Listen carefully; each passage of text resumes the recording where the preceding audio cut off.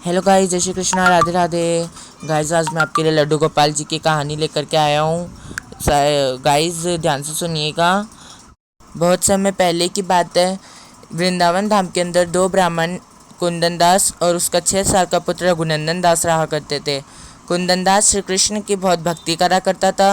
उन्हें उनकी श्रृंगार करता, उनकी पूजा करता और उनको पकवान बना करके अच्छे अच्छे भोग लगाता।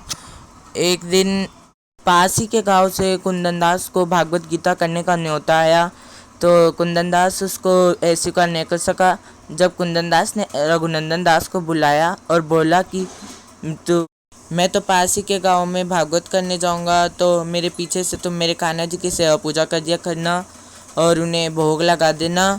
जब कुंदनदास तो चला गया और रघुनंदन दास ने वैसे ही किया और पूजा वूजा सब करने के पश्चात उसने भोग लगाना चाहा और भोग की थाली सामने रखी लड्डू गोपाल के और बोलने लगा, आओ ठाकुर जी भोग लगाओ, आओ ठाकुर जी भोग लगाओ।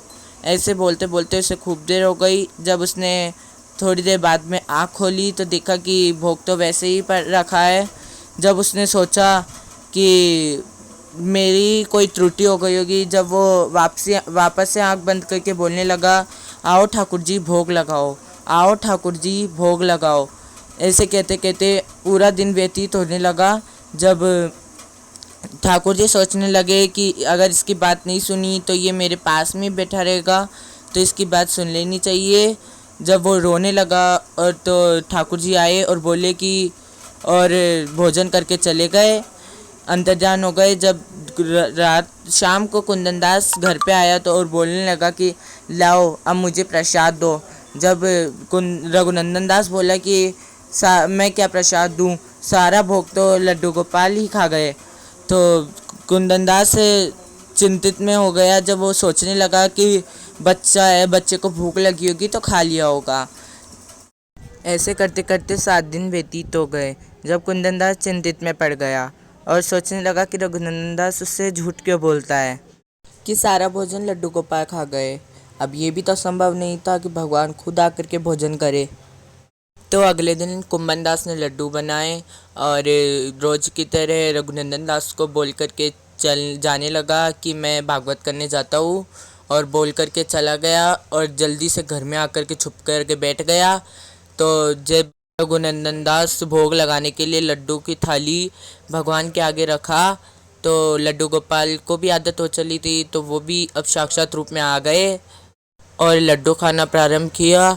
भगवान ने आधा लड्डू खाया ही था कि कुंदन दास हरे कृष्णा करता हुआ आ गया और भगवान के चरणों में गिर गया। भगवान उसी मुद्रा में अंतर्ध्यान हो गए और जिस जिस मुद्रा में थे लड्डू गोपाल मेरा लड्डू गोपाल, लड्डू गोपाल मेरा लड्डू गोपाल।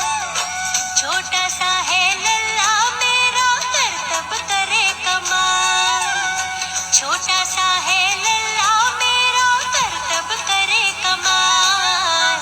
लड्डू गोपाल मेरा लड्डू गोपाल, लड्डू गोपाल मेरा लड्डू गोपाल।